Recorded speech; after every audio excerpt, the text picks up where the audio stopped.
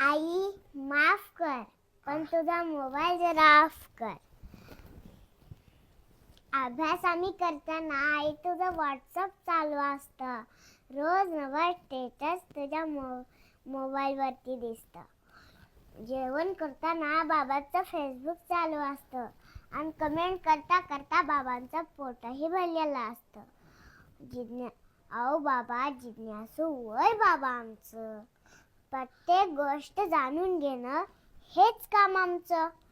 मग दिवसभर जे तुमच्या हातात दिसतं तेच आमच्या डोक्यात बसतं.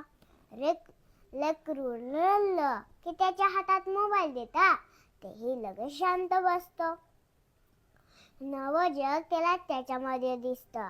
ते यंत्र गाजतं, वाजतं, खेळवतं, हसवतं, नाचवतं आणि कवळ्या वयात नको नको ते दृश्य दाखवतं. आणि ते दृश्य बघून आम्ही आनंदी होतो. आई वडील झोपले की त्यांचा गुपचूप मोबाईल घेतो. कधी कधी व्हिडिओ बघण्यातच आमचा वेळ जातो.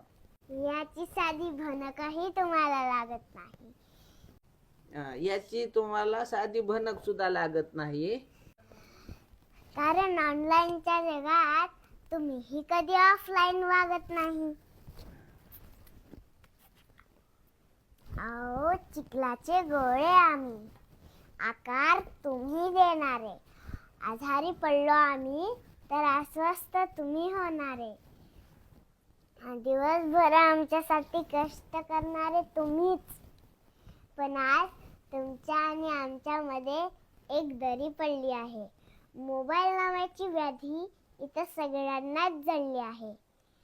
पण लवकरच या व्याधीचा उपाय शोधला पाहिजे आणि रडणाऱ्या लेकरांच्या हातात आजी आजोबांचा हात दिला पाहिजे. मोबाईल नाही, मोबाईल करण्याआधी त्याला रामकृष्ण कळायला पाहिजे. आई वडिलांचं स्वप्न पूर्ण करणारा माझा शिवबा कळायला पाहिजे. आणि स्वराज्य टिकवण्यासाठी शरीराचे तुकडे तुकडे होत असताना असंही यातना सहन करणारा माझा शंभूराजा कळायला पाहिजे. माझा शंभूराजा कळायला पाहिजे. आणि परिस्थिती नसताना, गरिबी असताना पाव खाऊन अभ्यास करणारा व या देशाचं सर्वात मोठं संविधान लिहिणारा माझा बाबासाहेब कळायला पाहिजे. माझा बाबासाहेब कळायला पाहिजे. आई मोबाईल करण्याआधी त्याला रामकृष्ण कळायला पाहिजे. मोबाईल करण्याआधी त्याला रामकृष्ण कळायला पाहिजे. म्हणून म्हणते आई माफ कर, पण तुझा मोबाईल जरा ऑफ कर. पण तुझा मोबाईल जरा ऑफ कर. वा वा वा वा काय वाघ हाय, किती नादर कहीता म्हणला. ही कहीता सगळ्या मायबापानं ऐकाव, लेकरायनं शिकाव, हाय की नाही. आयास कोण शिकेल मा तुला हे? बाबांनी. काय नाव बाबाचं? नवलाजी जाधव. नादर शिकेले मा बाबानं तुला, हाय की नाही. म्या नंतर बाजारला गेल्यावर तुला चॉकलेट आणतो मा वागा.